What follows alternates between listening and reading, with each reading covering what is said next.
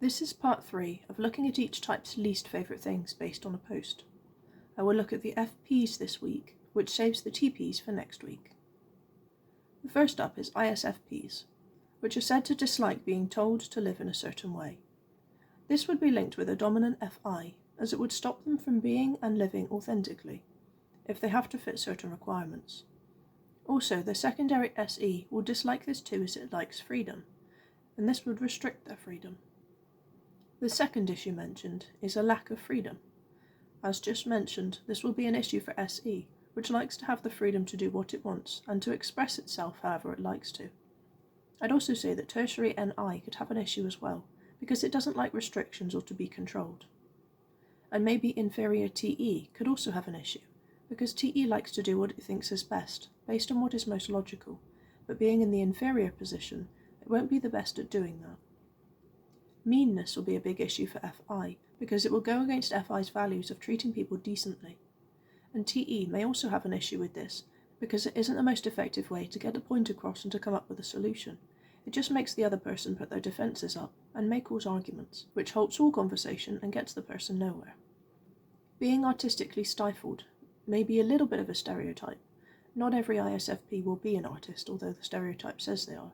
But the concept will be an issue for FI because it means that the person cannot be truly authentic to themselves, nor can they allow their SE to run wild with ideas on what to do.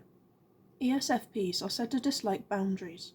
I would say that this was mainly an issue for their dominant SE because of its desire for freedom, and potentially secondary FI as well, and its desire for authenticity, which would be an issue if the boundary stopped the ESFP from being their true selves. They will dislike being put in a box and told what to say or do. Next up, it's judgment. This will be an issue for most of their functions. SE because it wants to be carefree, FI because it wants to be authentic and cannot do that in an environment that is highly judgmental, and inferior NI because somebody judging you is a way for them to control you and your behaviour, to stop you from doing something that they don't want you to do. And NI does not like to be controlled. Not being able to express oneself would again be an issue for SE and FI. The person will have to rein in their actions and to keep a check on themselves, which is like a personal boundary that is put in place to stop them from being authentic and having the freedom to express themselves in a way they desire to. Plainness will most likely be an issue for SE, because SE likes fun and excitement, and plainness equates to boringness. I would have preferred a better word for this dislike. Plainness is rather vague, and could mean anything from how a person looks to how they talk to the job they have. And as ESFPs are almost the opposite of my type, I'm not really going to be able to easily put myself in their shoes and empathise with plainness. Maybe if a different word was used with more detail I could do that better, but for now I'm just going to have to move on. INFPs dislike feeling invalidated. This is definitely an issue for their dominant FI, because they are choosing to share a part of themselves with someone, and if that someone invalidates them, it makes the INFP feel like they aren't important to that person. Having to be strictly logical and objective will be an issue, because they have dominant FI, which is value-based, and subjective because it is introverted and thus based on the INFP's personal values. Their objective logical function is their inferior TE, which the INFP won't feel comfortable or natural staying in for very long. They would much prefer their FI to judge a situation. Also, the secondary NE loves to play around with concepts, many of which won't be logical because they are only theories and ideas.